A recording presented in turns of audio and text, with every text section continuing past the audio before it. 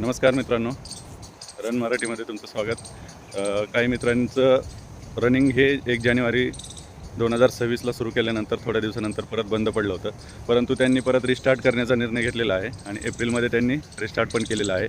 परंतु रिस्टार्ट केल्याच्यानंतर काय होतं मित्रांनो, आपल्याकडून चूक की आपण पहिल्याच दिवशी खूप फास्ट रनिंग करायला जातो. कारण आपल्याला वाटतं आपण मागच्या महिन्यामध्ये किंवा एक 8-15 दिवसापूर्वीपर्यंत खूप जोरात रनिंग केलेलं आहे. कुणी 5 किलोमीटरपर्यंत, कुणी 10 किलोमीटरपर्यंत पोहोचलेलं आहे.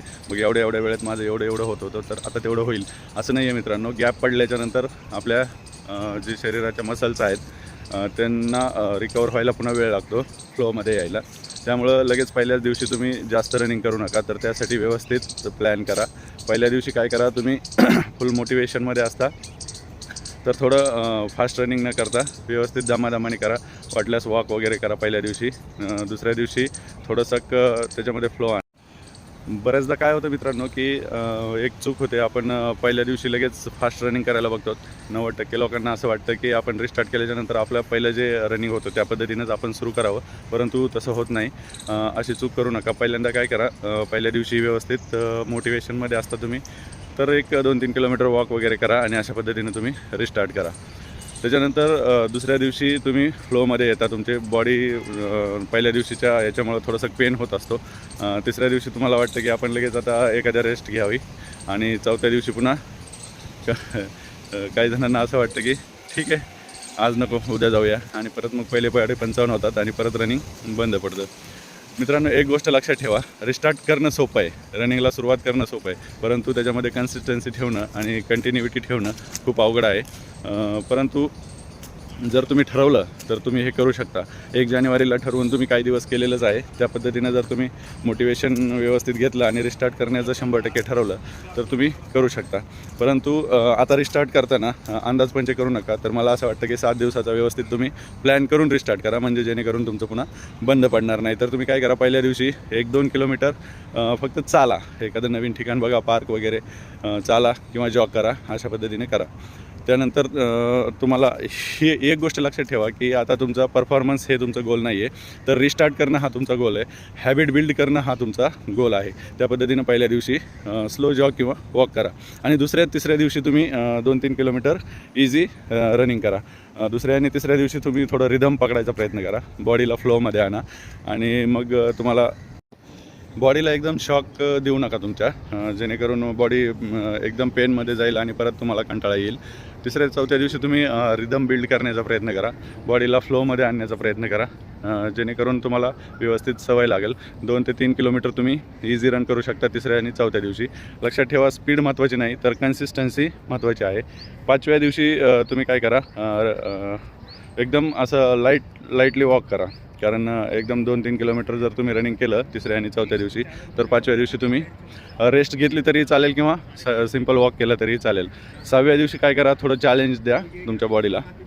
3 किलोमीटर कंटिन्युअस करा किंवा तुम्ही 5 किलोमीटर करू शकत असाल तर 5 किलोमीटर कंटिन्युअस रनिंग करा आणि पहा तुमचा फ्लो टिकतो आहे का, रिदम टिकतं आहे का.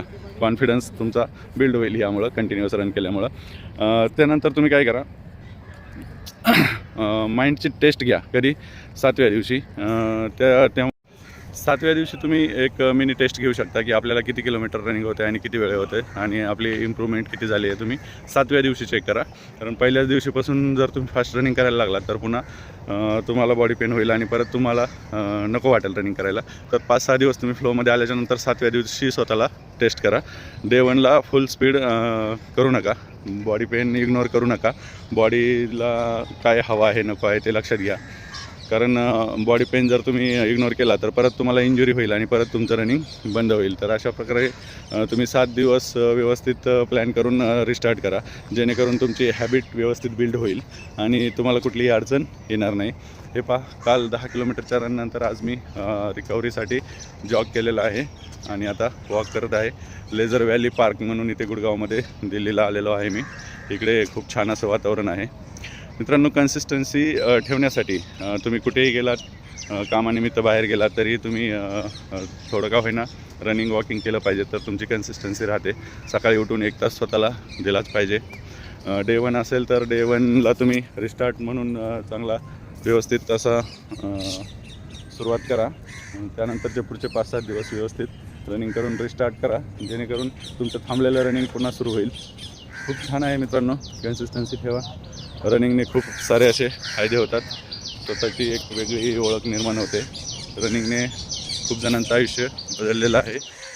माणूस फिट राहतो, एक कॉन्फिडन्स वेगळ्या लेवलचा कॉन्फिडन्स स्वतःमध्ये येतो.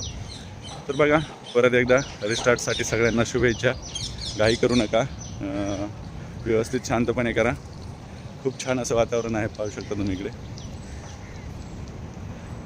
इकडे रनिंगसाठी वेगवेगळे ट्रॅक आहेत, मातीचे वगैरे असे केलेले आहेत. इकडे खूप सारे लोक इकडे रनिंग करतात. इकडे पाठीमागे खूप मोठा असा तिरंगा लावलेला आहे आपला, हे पहा दिसेल तुम्हाला. असे लोक इकडे सकाळी सकाळी येतात, जॉगिंग रनिंग व्यायाम त्यांचा सुरू आहे. तर खूप छान असं वातावरण आहे. तर चला मित्रांनो, परत एकदा तुम्हाला रिस्टार्टच्या शुभेच्छा. 7 दिवसाचा व्यवस्थित प्लॅन करून परत एकदा तुम्ही रनिंग सुरू करा. आणि काही अडचण असल्यास या यूट्यूबच्या व्हिडिओच्या खाली तुम्ही करा कॉमेंट, मी त्याला उत्तर देण्याचा प्रयत्न करेल नक्कीच. धन्यवाद.